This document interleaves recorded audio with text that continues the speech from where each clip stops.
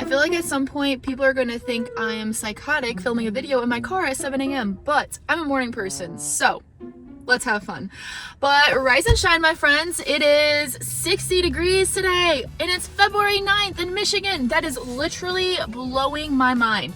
But bee season is almost upon us, and for you northern or for you southern beekeepers, you probably are just now starting your beekeeping season. But for us like northern folks up in Michigan, we still have about a month or two until that really gets going. But today I figured I'd talk about some beginner beekeeping questions, like what do I paint my beehives? Do I paint it? Do I stain it? Do I get honey dipped? Do I get wax dipped hives? Because that is a new thing. Do I get the Hoover hives? Do I get this other fancy hive that I'm seeing on the internet that is like 3 times the price? And I'm also going to answer a couple of your guys' questions that you've had in the comments at the end of the video. So let's get going. So, oh my gosh, you see this? Like, this is why I wear a suit. I am not going to be able to lift this box up, but I'm going to try my best. We've got 600 and what now? How many seeds? Woo-wee! That is beautiful. We are definitely on the flow right now.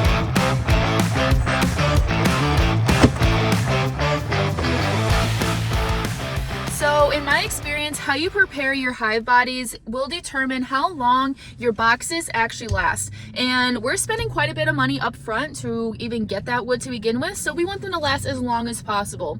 So one of the newest fads that a lot of commercial beekeepers use is wax dipping their hives. Now, this is an absolutely great and natural way to prepare your hives so that they do actually last and are resistant to the weather, so that wood doesn't begin to rot. Just the only drawback that I'm seeing is that it's really hard to get started doing that because of how expensive it is up front. You have to fill up a drum of wax that can be like 100 gallons. Don't quote me on that number, but it's quite a bit of wax, and that could be a lot of money. Let alone you have to get it up to a boiling temperature. So now you need something to actually heat it up and get it to that temp. You're also going to need a big, huge container to do it and something to dip it in and then pull it out. So it can be a lot to even get started doing that, but for a commercial operation, this is super easy for them, and it will help their hives last the longest. Now, I have gotten some wax dipped hives from some commercial beekeepers, and from what I've seen so far, they do really good. I've noticed that the bees build up a lot more wax in them, and a lot more propolis. I was reading online that wax dipped hives can actually help the bees combat different diseases and viruses as well, because the natural products that a bee makes is actually what helps them keep their microbiome of not only their individual guts, but also of the hive entirely. The hive has its own microbiome to fight off foreign invaders.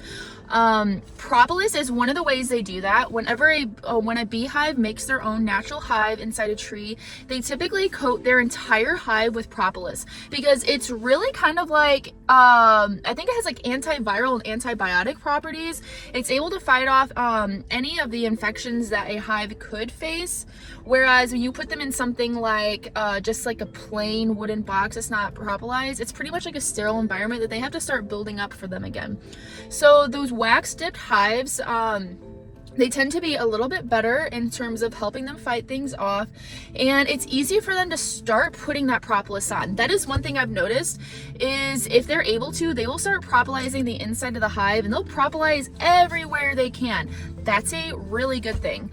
Also, another good thing about wax dipped hives is they look absolutely beautiful. I don't know about you, but sometimes I'm just like, painted beehives, like, I like the old or the new wood look where it looks all nice and like it kind of like glistens a little bit, almost like it's stained.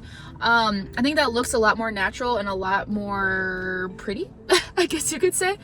So you definitely get that from a wax dipped hive. It also makes it so the bees are more apt to accept that hive body that you put them in because it already has bee products in it. So they're like, hey, this will be a good environment for us. We don't have to go somewhere else, because sometimes you can have problems with absconding. Now, I haven't had that problem except for when the mite levels are high, so you don't really have to worry about that. The only thing that I've seen in my experience, so I first started with Hoover hives. Now I was trying to look in to see what they coat theirs with, because I definitely see a difference between Hoover hives and actual true wax dipped hives. I don't know what they dip them in, but in my experience, they don't tend to last as long as one that's just solely dipped in wax. I don't know what they do different, but after 2 years, then all of that wax that was on the hive is going to go away, and you're going to have to do upkeep on them. So you're going to have to keep applying like linseed oil or some type of wax to the hive to help keep them protected. So the next thing that I see a lot of people asking questions about is, okay, well, I can't dip my hive. It's kind of expensive. I don't really have access to anybody that can do it for me. So I really like the wood look. What if I stain them? And I've tried that too. And in my experience, so I used a semi-transparent stain so that we could keep that wood look to the hive body. And I just noticed when I went out in my bee yard this last week to put some sugar on them and see how they were doing in this hot weather, that they're starting to rot already. Luckily I didn't do a whole lot of them, I only did a couple, and that stain tends to like wash away really quickly. Now I don't know why it doesn't last very long. I don't know why it's not as protective. I don't know a whole lot about that kind of stuff. I'm just seeing what in my experience what I'm seeing.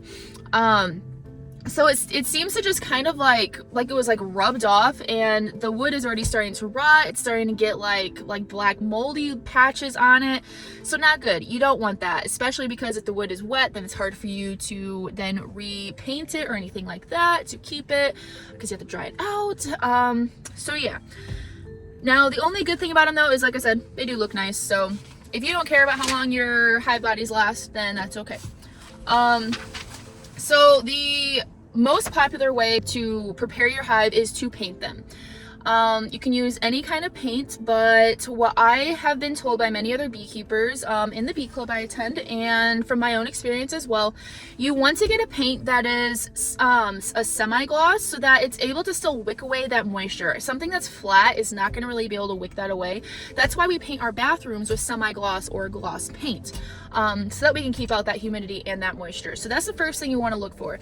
Now, if you are located somewhere down south, then you are probably going to want to pick a very light color, because whatever color you pick, that's going to help kind of control the temperature a little bit of the hive. Now, it might not be something huge, but it is a little bit that's going to help the bees not to have to work as hard. So down south, you guys have a longer summer, and you guys have a longer period where you have really warm and hot weather. So that's going to be a time that your bees are going to have to work really hard to keep that hive cool. So if you were to paint that hive, say like dark brown, that hive is just going to keep on soaking in that heat, and the bees are going to have to keep working really hard to keep it cool.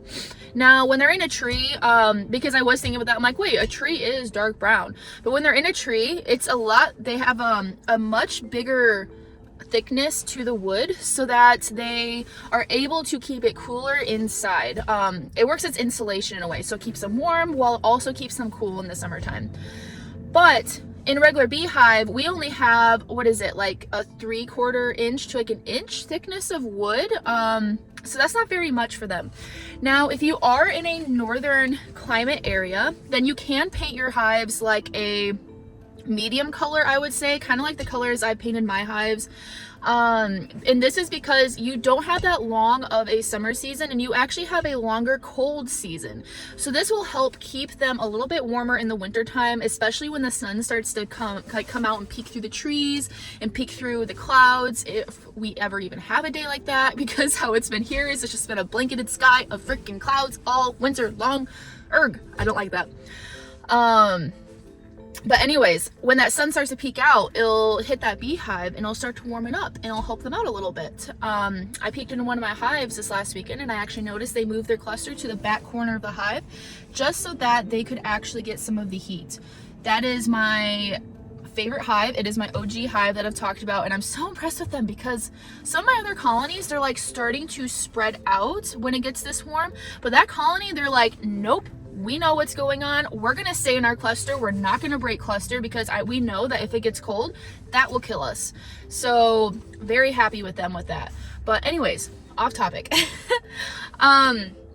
So paint is the tried and true way that most beekeepers use to help their hives last a really long time, and it can make their hives last around like 10 to 15 years, not even kidding, if they do it right. Now, I will say you don't want to paint the inside of your boxes. I learned this the hard way when I first started beekeeping. I was like, hey, I want this to be ultra protected, so I'm just going to paint the whole box inside and out. You don't need to do that.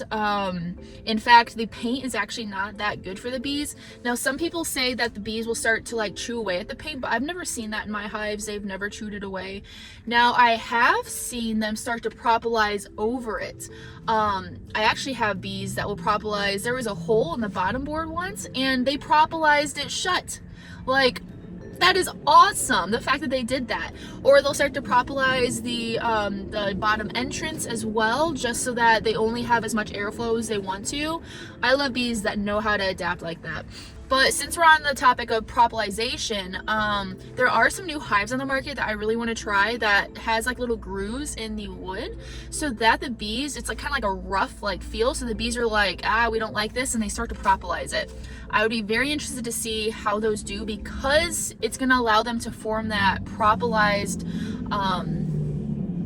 like barrier around their entire hive to help keep them healthy. Now, okay, so the type of paint that I typically use, so that's the next question. I've never used just like normal exterior paint. I've usually always gotten an exterior solid stain. Now, I know I said stain's not good, but the reason I say a solid stain is because it pretty much is paint. It's not transparent, it's not semi-transparent. So it really seals it. I typically get Valspar, a solid stain and primer combined into one. Now, it is a little pricey, but I use a spray gun so that I can stretch it across as many hives as I possibly can, and I think it works amazing. All of my boxes that I did that with, they still look brand new. They look great. So very happy with that. Okay, so I hope that helps. Now I'm gonna get on to 2 questions that I saw in the comments. And the very first question was from a guy asking, hey, why did my bees die? And this really touched home with me because I'm seeing this problem with a lot of other beekeepers, and I also saw this in my own hives, and it really is a head scratcher. And what he was seeing is that he went into his colony around December and noticed that his hive was already dead. Now, first thing most of us think is like, hey, it was probably mites. But he said that his mite levels were around 1 in a wash. So like the mite levels were very low, so that wasn't really a problem. And he left lots of honey on there as well. He had 2 deeps and a super, and he just left them on there, did not take any honey from them, so they had plenty of food to make it through the winter with. He had a quilt box on there. He did feed sugar in the fall time. Now, let me get back to this because I have information about that could possibly be it. I don't see the hive in front of me, so it's kind of hard to really know for sure. And he's located in Northeast Ohio. He noticed that his bees never clustered and the queen was still laying in December. Whoa. And he did buy his nuke from a local beekeeper. It was a nuke that he had gotten and built up throughout the year. So his question is, okay, why did they die? If they're local genetics, they have a low mite load, they had enough food, I had a quilt box on it, so it couldn't have been moisture. Why are they dead? So that is really a head scratcher. So first thing is, my question is, how late did you feed in the fall time? And the reason that I ask that is because one thing I noticed, not this year, but the previous year, was when I was feeding all my hives, I fed all my hives with sugar water as long as they would possibly take it. And what I learned was this was actually not a good idea, because what happened is they were bringing in all this sugar water into their colony, but then what do they do with it next? They have to dehydrate it to get the moisture out of it so they can then seal it. But the problem is if it starts to get cold and they haven't dehydrated it yet, there's still moisture coming out of those cells, and that's going to release moisture into the colony. So my question would be is how much uncapped honey was in your hive, or sugar water, anything uncapped, how much of that was in your hive? Because if there was a lot of it in there, then that could contribute to a moisture problem. Now you mentioned the quilt box. Next question. Did you have an upper entrance with the quilt box? Because one of the other things is a quilt box, if it does not have an upper entrance, it acts as kind of like a rag in there that just absorbs all of the moisture and holds it in the colony. Now if you had an upper entrance, then that's going to let out all that moisture and keep it dry, so that's not your problem whatsoever. Now they never clustered, even though they're a local genetic. That is a huge problem I am seeing now, and I'm really starting to wonder what is going on with our genetics. We are shipping bees all over the country, which to me, I don't really think is the best idea sometimes, because we're bringing bees that maybe are bred to be amazing pollinators that are literally just shipped from place to place to place to place to place, and they never have to overwinter. A lot of commercial beekeepers and queen breeders, that's how they market their queens. They say, hey, these bees never shut down, they always keep going. That's great for a commercial beekeeper, that's exactly what they're looking for, but for a backyard beekeeper, that is not good, because those are bees that don't know how to overwinter. So say you bring those bees into the area and you're spreading all those genetics out across the area. Now you're spreading those genetics to local bees that are not going to be able to survive during the winter time. It's a really big problem. That's why it's good to kind of almost form like a coalition between like all of your local beekeepers in your area, and kind of like, if it's possible, decide like, hey, we're all going to try to maintain this this zone of all of us beekeepers that we only allow these kind of genetics, and we all have like goals in mind for our breeding. That's not always possible, but if you are able to do that, that would be amazing. So my other thing though too is, in all honesty, so was this like a local like sideliner, or was this like a local commercial beekeeper? Because there are local beekeepers that still do ship their bees down south, or maybe they overwinter them indoors. Now hives that are like that, they don't know how to start to cluster. That is something huge that I noticed, because I did bring in pollination genetics last year, and none of those genetics actually made it through the fall time. They all died. They all collapsed. The only ones that I typically overwinter are the only ones that have survived. So I don't know. I know it doesn't really help very much. Those are just some things that kind of like pop in my mind. Now, another thing that I've been hearing Mike Palmer talk about a lot, and is another problem that Casey and I noticed in our yard, is what about pesticides and herbicides and fungicides? Because we are located right next to an apple orchard that we found out about. The neighbor found out, or years ago, the neighbor saw that Casey was growing his bee yard and was like, hey, maybe I should start an apple orchard. So he's been planting apples and pears and plums and like everything you can think of. But we noticed last year in the springtime, everything was great. And then all of a sudden, all of our hive numbers just like dropped. And we're like, okay, did he spray? Did something happen? Not really sure. We're going to talk to him and see if he can just let us know so we can close things up. But the other thing we noticed is this fall time, we're also right next to a cornfield. And the moment that cornfield was cut down, and I think it was like November, and all of that dust started rolling into the hives started to just tick off one by one, all dying. So yeah, I don't know if there's something in the corn that could also possibly be impacting them. And maybe those bees that were just still producing brood, maybe they lost a lot of brood because of, say, pesticides or something like that built up in their hive, that they knew, that the queen knew she had to produce bees if they were going to make it through the winter time, but then they just weren't able to do it because anything could have happened. So they collapsed. Could have gotten too cold. Also, them being spread out like that though, when it gets cold, they're not going to be able to stay warm. They need to be able to cluster. You need bees that can still maintain that cluster. That's why I'm so happy with the OG hive that I have. But anyways, I'm rambling on. Okay, last question.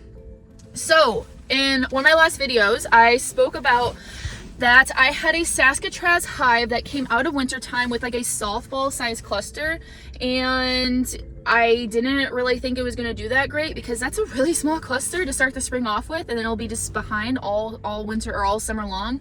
So I ended up adding to it more bees. I added to it the pollination bees that we got. I actually gave them a ton of bees. And what I did is I literally just put a newspaper over it and put that hive that it was 8 frames of just straight bees, and I put it on top of that hive and just let them chew through the newspaper. Now, the reason that this actually worked is because of the time of year it was. Because that cluster was so small through the winter time, they accepted those bees, and those bees accepted that queen so fast. Now, I will mention one more thing. Before I put that colony on, I was in the process of making splits because of how many bees were in that colony. We had so many bees that if we didn't split them, they were going to swarm, and even then they still tried to swarm on us. So I had already done a walkaway split with them. So I removed the queen cells, put them in a nuke, and then put that hive onto the hive with the queens. So they were already hopelessly queenless. So they took to her very fast, and she took to them very fast because they had that small cluster. They needed bees. So that gave them the step up to really, really do great that summer. That hive got up to, I think, almost 5 boxes. It was my biggest hive in the entire apiary. It did great. So the other reason why this worked out so good though is I noticed that in the springtime, this is the prime time to introduce new queens. The hives, they do not care if you give them a new queen. They're not picky about it because that's a time that it's swarm season. So they're already used to having all these new queens just flying around. So they're not going to be as finicky about it. Now, when you get later in the summer, it's a lot harder to get them to accept queens. They will often ball them and kill them if they're not the genetic that they desire. I don't know, part of that is just because they want a queen that's going to be similar to theirs so they can all work together better. I don't know, just something I've noticed. But yeah, so I hope that was helpful, and if you guys have any other questions, I feel free to answer or to ask them. I will answer them in some more videos for you guys. It is that time of year that it is starting to be crunch time, and if you fail to plan, then you plan to fail when it comes to beekeeping. So yeah. Anyways, I'll see you guys soon, and I hope you guys are doing awesome and that your bees are doing great. The hives that made it out of this winter are serious rock stars. This winter was so weird with it being so warm. Honestly, I've heard more beekeepers talking about how many hives they've lost than how many hives they've actually been able to keep, because that's how bad of winter it was. But anyways, all right, I'll see you guys soon. Don't quit and be fit.